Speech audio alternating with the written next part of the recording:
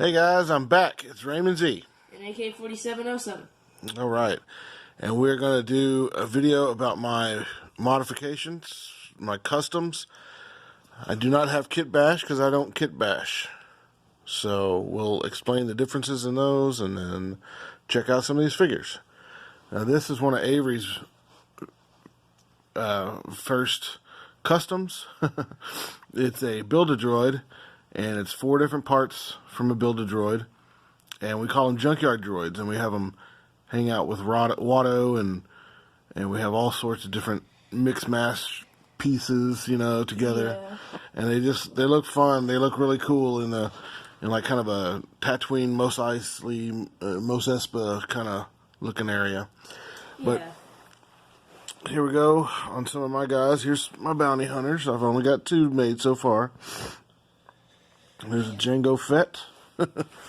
or Fisto Fett, or Kit Jango, I don't know, whatever. And then this guy's Das Purr, would be that bounty hunter's name. But of course I swapped him out. And remember I told you guys in that video I did about Jabba's Palace, I chopped up my Tesseract and made a Jedi out of him. Well, here's how I did it. Oops, I can't really do that with one hand. Let's see if I can do that. There we go. So see, it opens up. See in there. So, and then also I told you that I took Bib Fortuna and I shaved his chin off and made him into a snowtrooper.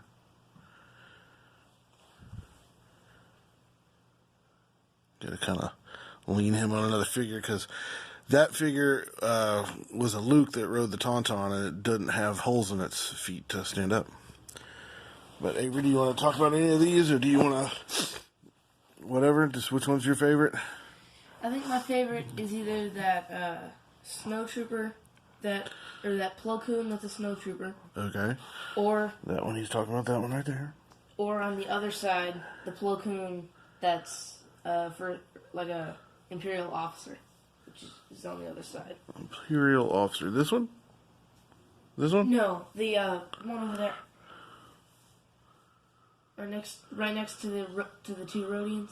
Oh, that's not an Imperial officer. That's Bail Organa. Oh. He's a senator. I just took his little cape off and swapped out his hands and his head, you know. Oh, just the Plo Koon looks... This was my very first one that I tried with, was this Wickway on a Rebel Trooper body. Now, I've gotten better than I have been because I didn't know about the boil and pop method. So I would just cut these off with the heads off with a pocket knife, cut the hands off. And what happened was it made a cool figure, but I had to do a whole lot of carving.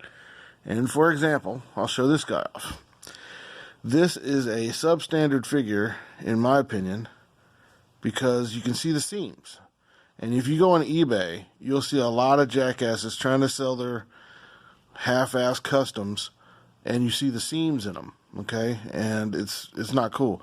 Now the head, focus on the neck, there we go, is great, because I did a lot of carving with a pocket knife. Well, then I found a Dremel tool, and I'm like, holy cow, that's a lot faster. And so now I can recess the hand. So I'll have to go back and fix this character. But I love the way he was looking. You know, I loved how he was going to turn out, you know? Yeah. So, but I would never make a figure like that anymore. In fact, here's one I'm actually working on. Okay. And it's going to be Bossk's body and Jar Jar Binks here as a pilot. Now I've got to change the feet. Obviously, because what is Jar Jar's race again? Gungans. Gungans don't have the same feet as Tandoshans. Pretty sure that's what Bossk is. Pretty sure. But anyway, so let's get closer on some of these other ones, and hopefully you guys like these and like what I got going. And some are just simple head swaps, you know, like here, you know, right there, I just took Mace Windu's head and put it on a Rick Olay body. Here's Rick Olay's head on Greedo body, but I did have to change the hands. And I carved into the material because that's how you make seamless stuff. You carve into it, You can see my glue a little bit, but I just finished this guy this morning.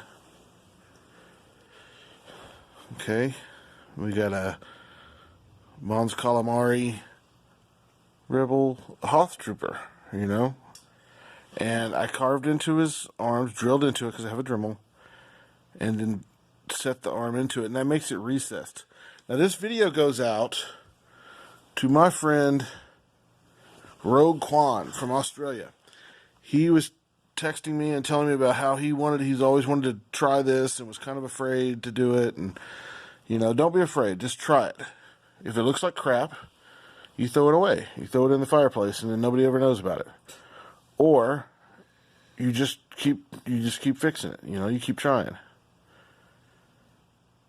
Jedis are really actually kind of easy to do because they're the big sleeves. You can just drill into them, carve into them, and then the hand sits right in there. Yeah. And so, all of these aren't finished. Like obviously, I just knocked him down.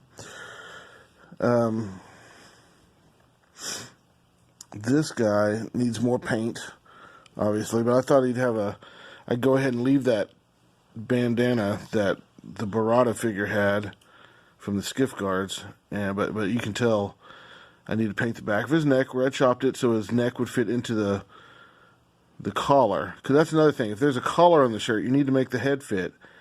Otherwise, it looks stupid. Okay, if their head's just floating in the air. I'm telling you, go on eBay and look at people, and there's just a lot of garbage, and they want $40, $50, and it's like, Avery could have done it better. No offense to Avery. He's actually started modifying. Here's a guy I'm started on, but I needed a Dremel tool, and so you can tell I started carving with my pocket knife, but he's gonna be some fun. There's just a whole lot of, and you can get ideas because you just get the heads of figures and you put them like, oh, that'll look cool, or oh, that looks dumb, or whatever you're thinking. You can have this guy and just kind of do it like that. But I have a bag of heads. See, bag of heads, a couple of bags of heads, a couple of bags of boxes worth of bodies, Yeah.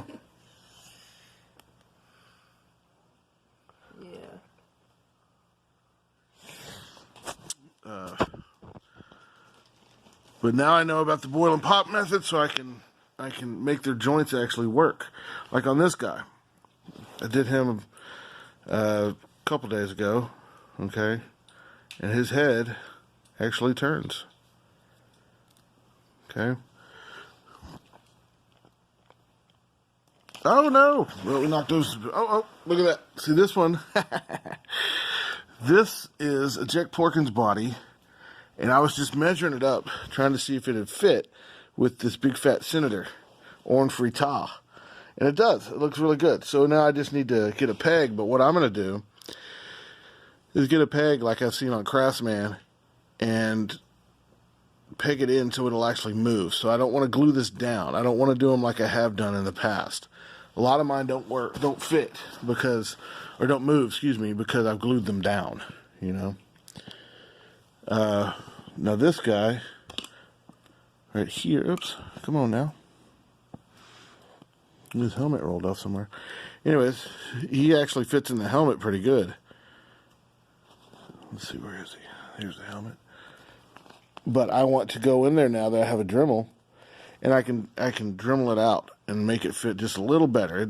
It's a little high, sits a little high, so I've got to make room. It's actually not the spike on his head, it's his ears that are keeping the helmet from going down. So I just need to do a little fixing on that. If you guys want to look up somebody who makes amazing customs, the guy's name is Weak Cut, and he's on eBay. WEAK CUT. and he just makes outstanding customs. And the reason I say customs, not kit bash, is because kit bash is when you take something like a tank tread and a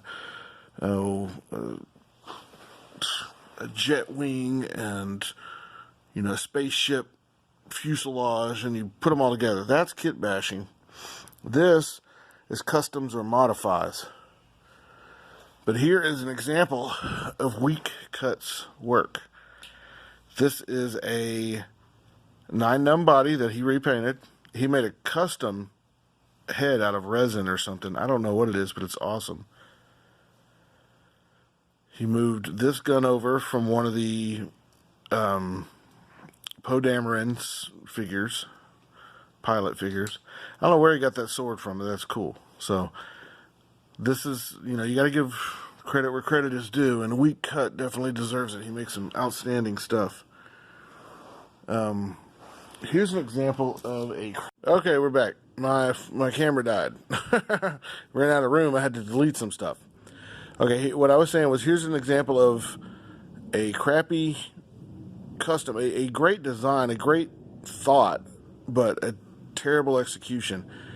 You can see the paint hiding out from underneath. He used a Luke body, an old Power of the Force Luke. He used a Death Star gunner and then trimmed the helmet, okay? He did try to stick it in the collar to make it seamless, so that's good. But it's not a very good job. But it was a great concept of it, I thought, anyways. And here are some other repaints that I got off of eBay that I thought were really cool. You know, all this stuff I've been trying to do, all these modifications, and I never thought to just repaint Admiral Ackbar. That's all he did, repaint Admiral Ackbar, and it looks outstanding. It's got some paint chips because I haven't taken care of it very well. I've kind of had it banged around, so I just need to get some olive green paint and, you know, bring it back up to its original glory. Here's a 9-num done like that, repainted, and boy, what a difference. And here's one he did a Bossk. This person I bought him off of eBay from did a Bossk and put a pirate or an eye patch. Okay, now that would have been a good idea had he actually filled in the eye, but the eye's not filled in. So from a distance it looks good, but up close it's kind of crappy. Plus the band's not connected. So I'm gonna repaint these figures or touch them up, the ones that are really good. This one I like the way it looks. I'm just going to put that eye patch on there, right. I don't know why it won't focus. There we go. So, last but not least of showing off, this is one of my favorite figures. This is Supreme Chancellor Valorum body. It has Rhoda from Jabba's Dancers. I snipped her legs off and put them in about halfway. You can't really see even if I open the cloak, you know. Snipped her arms, and then I actually cut the arm right on the side and took a chunk out to be able to bend it to make an elbow. Then I had to trim her hair up, so I need to go back with some paint and fix that. But otherwise, I think she looks pretty good. So you guys can leave comments and tell me, hey, I'd like to see you make this kind of custom or this kind of modifier, or have you ever thought of doing this? You know, this, that, or the other thing. So feel free to leave comments.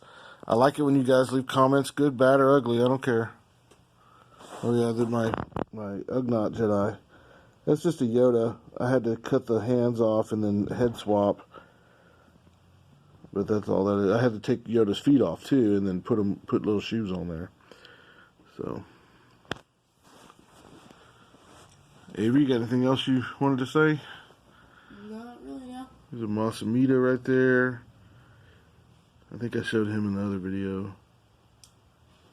There's that 9-num right there. I'm going to make another 9-num right there, but like that, you know, like an indoor one, but make it to where his head moves. Because this one's head I glued in, because I didn't know about the boil and pop method at the time. So, I'll show off other customs later on as I get them done. All right. Avery, you got any more junkyard droids you want to show off? I was actually working on a few while we were making this video. Look at that. He's got some junkyard droids. I just made a few. See? Just with a few droids that I had. Yep. Just mix and match. Those Power of the Force, I mean, not Power of the Force. Those Build-A-Droid things are so much fun. They really are. They're just fun to have. So, all right, guys. Thanks for spending some time with us. This has been a Rad Sandwich production. See you later. Bye.